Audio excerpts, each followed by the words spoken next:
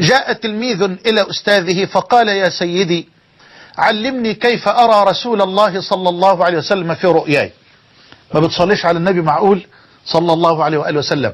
اللي عاوز يرى النبي صلى الله عليه وسلم في الرؤيا ينتبه لجوابي الآن ويركز قوي معايا.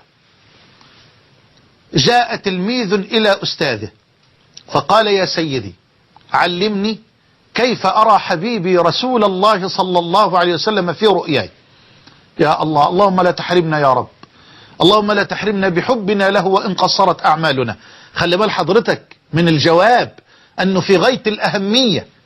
فقال له أستاذه: تريد أن ترى النبي صلى الله عليه وسلم في رؤياك؟ قال: نعم يا سيدي. قال: إذن أنت الليلة مدعو للعشاء عندي، الليلة دي تتعشى عندي. قال له: كمان؟ ما شاء الله، مكسب ورزق وبركة. فذهب التلميذ لأستاذه المربي المعلم، فأحضر الأستاذ المبارك العشاء لتلميذه وأكثر فيه الملح والموالح ومنع عنه الماء. خلي بال حضرتك، كتر بقى المخللات والملح وما فيش مية. التلميذ ياكل، كل حاضر يا سيدي. طب عطشان؟ لا، ممنوع المية. العطشان يا سيدي، عاوز أشرب؟ لا، ما فيش مية.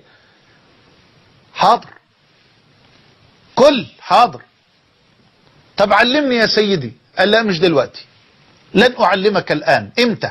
لا، نم الآن وقبل الفجر سأوقظك إن شاء الله تعالى لأعلمك كيف ترى رسول الله صلى الله عليه وسلم في رؤياك. جميل. نام التلميذ وهو في غاية الشوق لهذا الدرس الجميل الرقراق. هيشوف النبي عليه الصلاة والسلام، بس عاوز يتعلم ازاي. فنام التلميذ وقبل الفجر أيقظه أستاذه: تعال يا ولدي، علمني يا سيدي. قال له: لا، استنى قبل ما أعلمك. هل رأيت الليلة شيئا في نومك؟ قال: أيوة رأيت. قال أستاذه: وماذا رأيت؟ قال: يا سيدي، رأيت السماء تمطر، ورأيت الأنهار تجري، ورأيت بحارا تسير بين يدي. ما هو نايم ايه؟ عطشان. والجعان بيحلم بسوق العيش. بلاش بسوق دي، ربنا يكفينا وياكم شر السوق. لا، بسوق العيش يعني بسوق الخبز. العيش دي كلمة مصرية عندنا، أنا بخاطب الأمة الآن. فالجعان بيحلم بالخبز، بسوق الخبز. أسأل الله أن يفرج كرب كل مكروب، وأن يوسع أرزاقنا، وأن يرفع عن بلاد المسلمين الغلاء والوباء والبلاء، إنه ولي ذلك والقادر عليه. فهو نايم عطشان جدا، فبيحلم بمية نازلة من السماء، ومية بتجري في الأنهار، ومية بتجري في البحار. هو كده. فبقول له: رأيت الأمطار تمطر، ورأيت الأنهار تجري بين يدي، ورأيت البحار تسير بين يدي. اسمع. فقال له أستاذه المربي: نعم يا بني، صدقت، وصدقت نيتك. الله، وصدقت نيتك، فصدقت رؤيتك، ولو صدقت محبتك لرأيت رسول الله صلى الله عليه وسلم. الله يسامحك يا شيخ محمد، هو ده الجواب. هو ده الجواب. ولو صدقت محبتك لرأيت رسول الله. أنا عاوز أسأل حضرتك سؤال، خلي بالك. أنت متصور، أنا سمعت هذه الكلمات حقيقة من أخ فاضل، أسأل الله أن يكرمه وأن يبارك فيه. رجل مسؤول ما شاء الله، يعني عاقل، أسأل الله أن يحفظه بحفظه وأن يبارك له في أولاده وفي أهله. بيقول لي: هل معقول يا شيخ محمد النبي صلى الله عليه وسلم يأتي في الرؤية لواحد بياكل حرام، لواحد عينيه تنظر إلى الحرام، لواحد لسانه بيكذب، لواحد غشاش، لواحد مرابي، لواحد مرائي، لواحد منافق؟ معقول النبي يأتي لهذا؟ لا لا لا لا، والله لا يأتي إلا لأحبابه. والله لا يأتي النبي إلا لأحبابه. ما هو خلي بالك، منهم من يذهب لزيارة النبي، ومنهم من يأتي النبي لزيارته. الله أكبر. منهم من يذهب لزيارة النبي، ومنهم من يأتي النبي لزيارته. فاكرين قصة السيدة الفاضلة الأم، هي الآن بين يدي ربها، أسأل الله أن يرحمها رحمة واسعة. الأم الفاضلة الغالية اللي بعتت لي ابنها، أنا قلتها وبحب أقولها معلش اسمعوا مني تاني وتالت و30. الأم بعتت لي ابنها في درسي في المنصورة، وقال لي يا شيخ معلش سامحني أنا مكلف بكلمات أنقلها لك كده بنصها. قلت له اتفضل قول يا حبيبي. قال لي أمه يعني قالت له روح لمحمد حسان وقول له يا محمد يا حسان أمي منتظرك تيجي تزورها الليلة دي. قلت له اتفضل اركب. وذهبنا إلى قرية متواضعة جدا، وإلى بيت مبني بالطوب اللبن، طوب الني، بيت فقير متواضع. امرأة تجاوزت 70 من عمرها ما شاء الله، لا تغفل. هقول لحضرتك مش دقيقة، لا ثانية، لا يعني بقى خد كمان كلام الدكتور أحمد زويل فهمته ثانية، والله لا تغفل أبدا عن الصلاة على رسول الله صلى الله عليه وسلم. لا تغفل عن الصلاة على النبي أبدا. تنظر إليك وترحب بك، ثم تدخل في الصلاة على رسول الله، وتغيب في الصلاة على رسول الله، ثم وهكذا.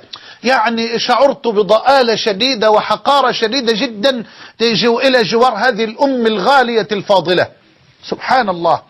فأنا بقول لها يا أمي أنت بعتي لي وأنا جيت، قولي لي بقى إيه اللي تعبك، وأنا إن شاء الله بوعدك الأسبوع القادم أجيب أخ من إخواننا الأطباء في التخصص اللي حضرتك عاوزاه يكشف عليك وأنت هنا. فنظرت كده وابتسمت ابتسامة جميلة فوق 70 سنة، وقالت لي يا ابني أنا عارفة دائي ودوائي، أنا عارفة دائي ودوائي. فقلت لها والله تقولي لي. قالت لي يا ابني أصل سيدنا النبي ما جاليش في الرؤية بقاله 3 ليالي. يا الله. قلت لها ما جالكيش بقاله 3 ليالي؟ هو بيجيلك كل ليلة؟ قالت والله لو فات ليلة ما شفته أمرض، فأنا بقالي 3 ليالي مريضة ما شفتش النبي صلى الله عليه وآله وسلم. انت بقالك كم سنة ما شفتوش، وانت بقالك كم سنة ما شفتيش النبي عليه الصلاة والسلام.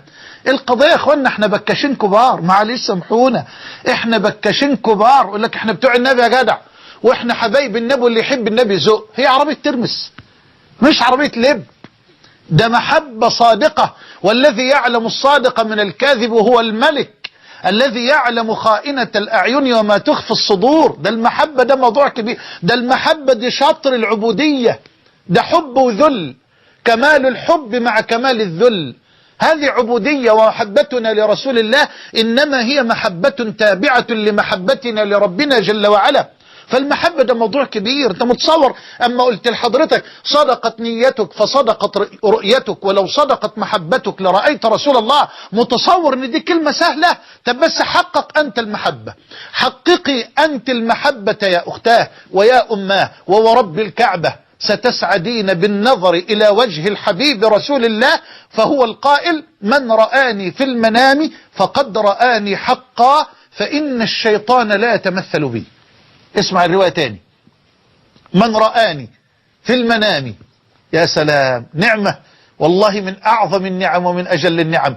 من رآني في المنام فقد رآني حقا، فإن الشيطان لا يتمثل بي. صلى الله وسلم وبارك على الحبيب. عرفت الجواب؟ وعرفت أنت والد الفاضل وأخي الغالي وابن الحبيب، هل عرفتم الجواب؟